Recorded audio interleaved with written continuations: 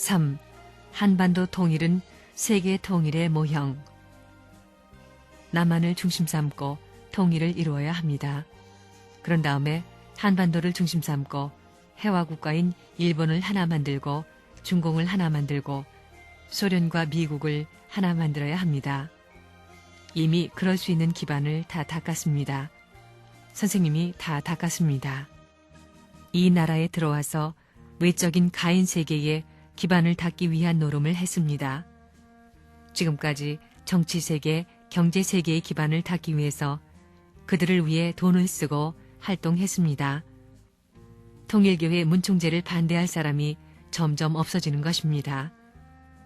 기성교회에 몇몇 반대하는 사람이 있지만 이제는 남북을 통일할 사람은 다 나로 알고 있지 않습니까? 한반도가 남과 북으로 갈라졌는데 이것은 세계가 갈라진 것을 말합니다. 이제 통일의 운세를 몰아가지고 돌아 들어와야 되는 것입니다. 누가 이것을 남북으로 갈라놓았느냐? 일본이 갈라놨다는 것입니다. 그렇기 때문에 남북 통일의 자금은 일본이 대야 되는 것입니다. 그러려면 일본의 국민을 교육시켜 총동원해야 되는데 그럴 수 있는 사람은 문총재밖에 없습니다. 그 노름을 하는 것입니다. 남북 통일의 자금은 어디서 대야 합니까? 일본이 대야 합니다. 탄광 복귀에 있어서 일본은 영국이 실패한 것을 대신해서 경제 왕권을 중심 삼고 아시아와 전 세계에 영향을 미칠 수 있는 입장에 서게 된 것입니다. 여기서 실패하면 끝입니다.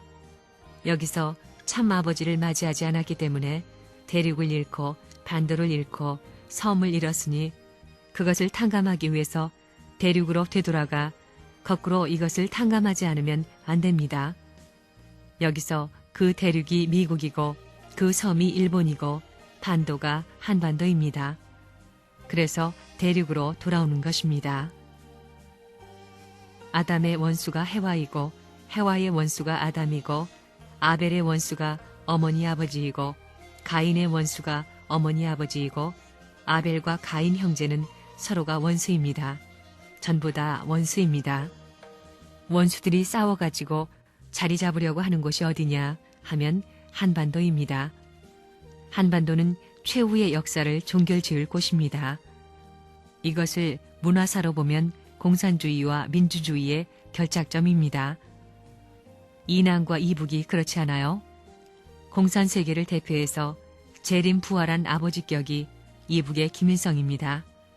그 다음에 민주세계를 대표해서 기독교를 중심 삼고 재림 부활한 아버지격이 문총재, 참부모입니다. 부모가 둘 나왔습니다. 이 한반도는 지금까지 아시아에서 미국이나 중국이나 소련이 놓을 수 없는 자리입니다.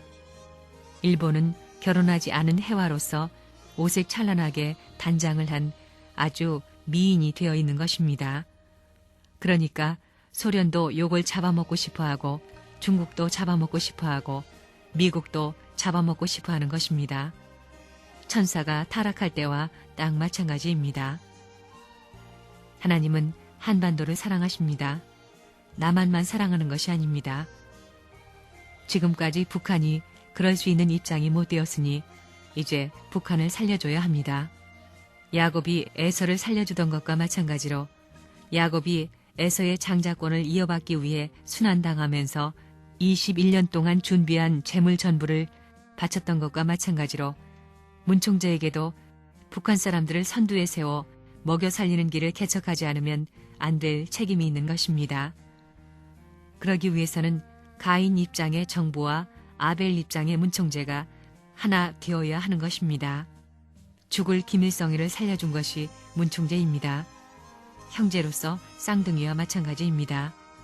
한반도의 쌍둥이지요. 그러니 서로가 죽이려고 할 것이 아니라 살려줘야 합니다. 에서와 야곱이 형제지요.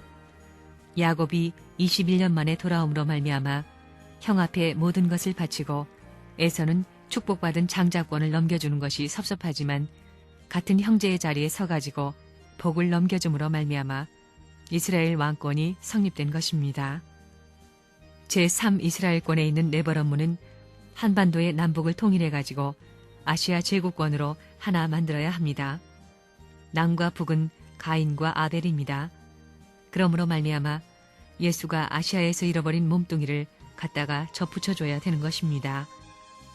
민주와 공산으로 분단된 한반도는 세계의 중심지로서 남북 통일이야말로 세계 평화 통일의 열쇠가 된다는 것을 알고 본인은 세계 도처에서 오늘날까지 이 과업을 위해 전심전력을 기울여 왔던 것입니다. 지난해 1991년 11월에 본인이 북한을 방문하여 김일성과 담판을 한 것도 이 일을 위한 것이었습니다. 이제 세계의 모든 종교를 통일할 날도 멀지 않았습니다. 한반도 남북이 통일되는 날도 머지 않았습니다. 한반도는 남북으로 40년 동안 갈라져 있었습니다. 지금 세계에서 제3차 세계대전의 폭발 위험성이 가장 큰 곳이 중동의 이스라엘 지역과 한반도입니다. 두 군데입니다. 이들은 모두 종교적 배후에 의해 부딪히고 있습니다. 김일성의 주체 사상은 사탄을 중심 삼은 종교와 마찬가지입니다. 완전히 사탄적인 종교권입니다. 독재는 이루 말로 다 할 수 없을 정도입니다. 이 세계를 통일할 수 있는 종교는 네버론문의 통일교회밖에 없습니다. 지금 세계는 종교를 중심 삼은 중근동의 이스라엘 지역 문제와 민주주의 사상과 공산주의 사상을 중심 삼은 한반도의 남북한 문제가 있습니다. 그래서 종교와 사상을 배경으로 한 양대 진영의 충돌로 인해 제3차 세계대전이 일어난다면 지상의 인류는 전멸하는 것입니다. 그런 위험의 한가운데에 서 있는 것입니다. 이것을 누가 평화의 세계로 수습할 것입니까? 아담과 해와가 일체화되면 가인과 아벨이 통일의 출발을 하는 것입니다. 그렇게 되면 한국과 일본을 중심으로 아시아에서 새로운 이상적 출발이 벌어지는 것입니다. 아시아와 서양, 동양과 서양의 일체화, 그리고 남북 일체화가 이루어지는 것입니다. 그것은 한반도의 남북이 아닙니다. 동양과 서양의 문화 차이를 말하는 것입니다. 그리고 남북의 빈곤 차이를 말하는 것입니다. 그렇기 때문에 세계적 일체화는 문제가 아닙니다. 이 나라가 선생님을 40년 전에 내세웠다면 세계를 주도할 수 있는 장자권 왕궁이 됐을 것입니다. 장자권 나라가 됐을 것입니다.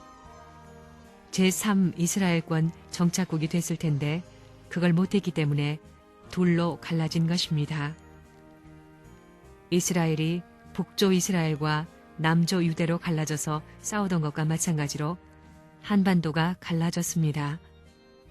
이것이 다시 돌아와 가지고 문총재를 중심 삼고 통일적 운세를 갖추어야 할 것인데 그렇지 못했기 때문에 통일이 안 된 것입니다.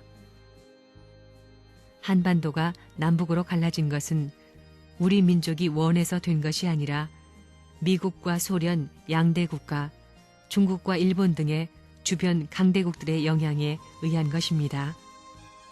따라서 남북 통일도 우리가 한반도 안에 앉아서 통일을 원한다고 해서 그냥 오는 것이 아닙니다.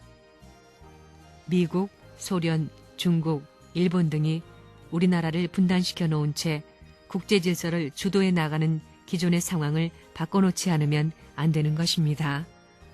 즉, 한반도를 통일시키는 일에 주변 강대국들이 방해가 아닌 협력을 하도록 우리 민족과 한국의 주체적 영향력을 키워야 한다는 말입니다.